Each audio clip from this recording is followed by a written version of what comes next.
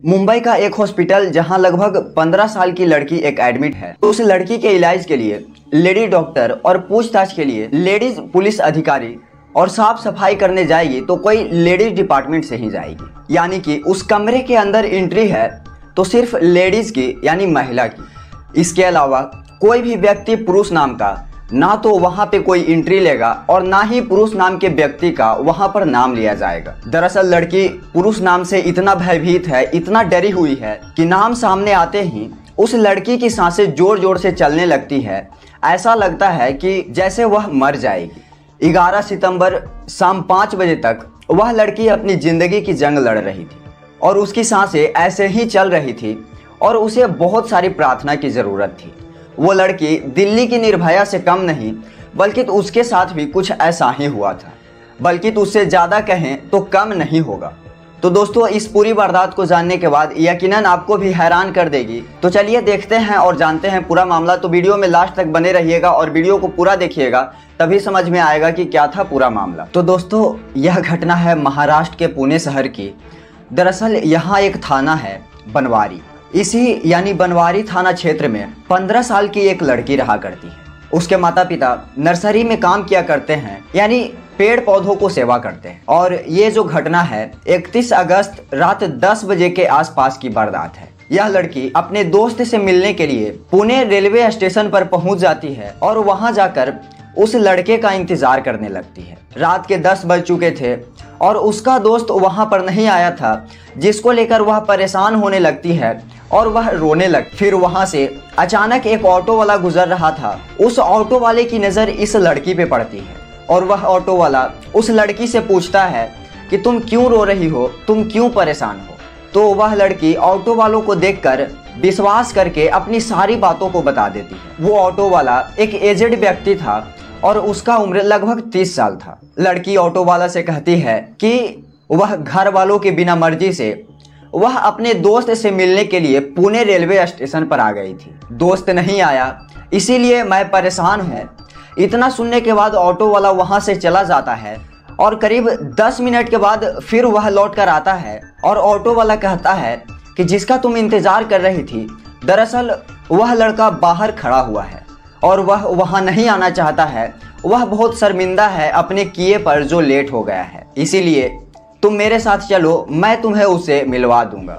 लड़की वहाँ पर रो रही थी बहुत देर से, ना ही उसके पास पीने के लिए पानी था। फिर ऑटो वाला एक बोतल देता है पानी पीने के लिए। फिर वह लड़की पानी को पी लेती है और पानी पीने के बाद वह ऑटो वाले के साथ चलने लगती है। और फिर चलते चलते अचानक से लड़की को चक्कर आने लगती है और वह चक्कर से पहले गिरती उससे पहले वह ऑटो वाला उस लड़की को अपने ऑटो के पास लेकर चला जाता है और उसको ऑटो में बैठाकर वह जंगल की ओर ले जाता है, जहां ले जाने के बाद उसके साथ बलात्कार करता है। कई घंटों तक उसे अपने साथ रखता है और उस 15 साल की लड़की को कोई होश नहीं था, क्योंकि वह नशे में थी।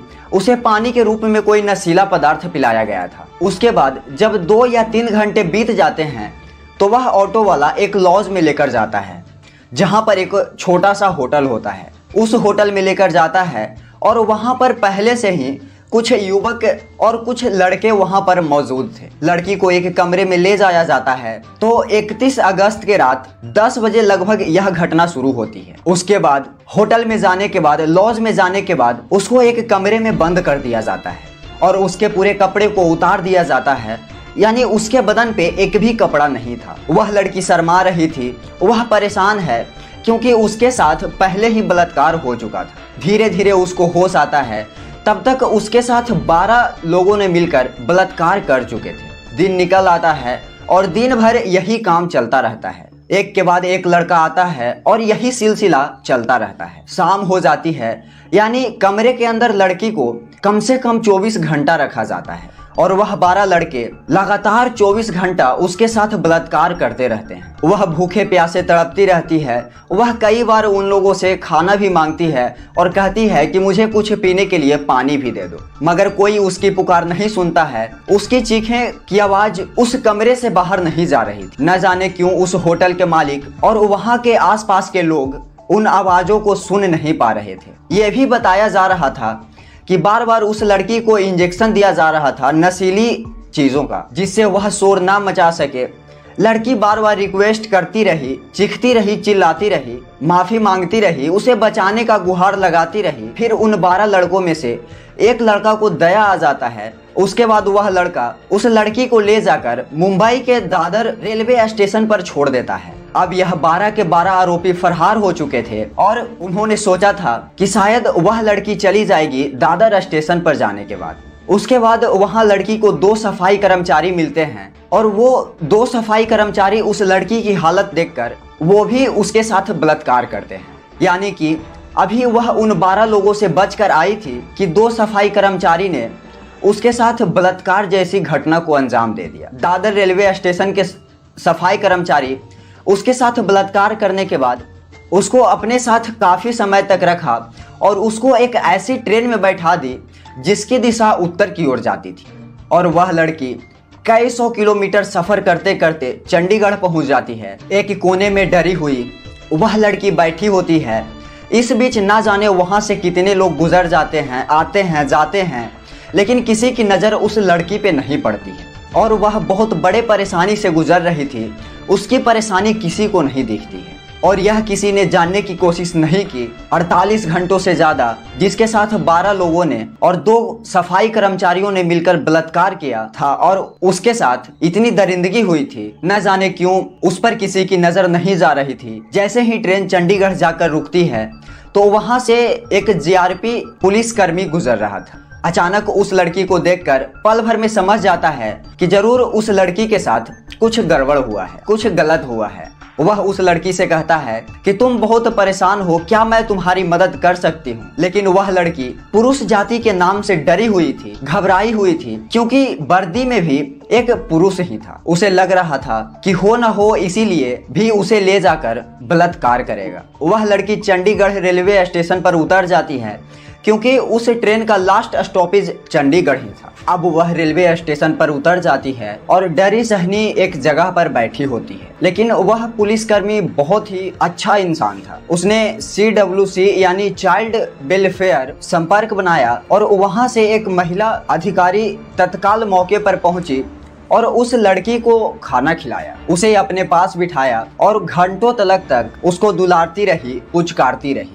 एक माँ की भूमिका ने उस महिला अधिकारी ने उसका कुछ ही घंटों में दिल जीत लिया। दिल जीतने के बाद उस लड़की ने अपनी अपबीती बताई और अपनी पूरी कहानी घर से निकलने से लेकर चंडीगढ़ पहुंचने तक की एक एक बात जब बताया तो उस महिला की आंखों से आंसू आ गए और साथ ही जो अधिकारी, जो पुलिस था, वह अलग रोते रोते उसका बुरा हाल हो गया। बात रोने वाली थी। यह किसी बेटी के साथ यानी किसी बहन के साथ इतनी भयानक वारदात होती है तो शायद आंसुओं के अलावा कुछ और नहीं निकलेगा। तो उन दरिंदों के लिए बद्दुआ या फिर कानूनों से सख्त की सख्त कार्रवाई की मांग गुहार निकली। उधर जब लड़की अपने घर से अचानक गायब हो जाती है तो उसके माँ बाप, जो बहुत कम पढ़े लिखे थे, वह एक नर्सरी में काम करते थे, वह वहीं के बनवारी थाने में जाकर अपनी बेटी की गुमशुदगी की रिपोर्ट दर्ज कराते हैं। लेकिन पुलिस यहाँ की बहुत अच्छी थी। बनवारी थाना के पुलिस वहाँ के आसपास के लोगों से पूछताछ की और धीरे धीरे उसके बारे में जानने की कोशिश की। जो उसका मोबाइल नंबर था, उसका CDR निकाले थे, वहाँ से उनके बारे में कुछ पता करने की कोशिश की तो उस लड़की के बारे में कुछ पता ही नहीं चल रहा था। और जब पता चला तो पुलिस ने बहुत ही गंभीरता से, बहुत ही शालीनता से इस मामले की जांच की है। यानी इस कहानी में पुलिस की जितनी तारीफ की जाए उतनी ही कम है। जैसे ही चंडीगढ़ के पुलिस बनवारी थाने पुलिस से कांटेक्ट करती है तो वहां से लड़की को हवाई जहाज के माध्यम से मुंबई लाया जाता है और मुंबई लाने के बाद उस लड़की को हॉस्पिटल में एडमिट कराया जाता है। जितने भी स्टाफ हैं, टोटल के टोटल महिला उस लड़की की जरूरत पूरा करने में लगा हुआ है, क्योंकि वह लड़की पुरुष जाति के नाम से डरी हुई थी, घबराई हुई। उसके बाद पुलिस ने जो अपनी जांच पड़ताल की मामला शुरू की है तो 100 से ज़्यादा CCTV कैमरों को देखा गया है।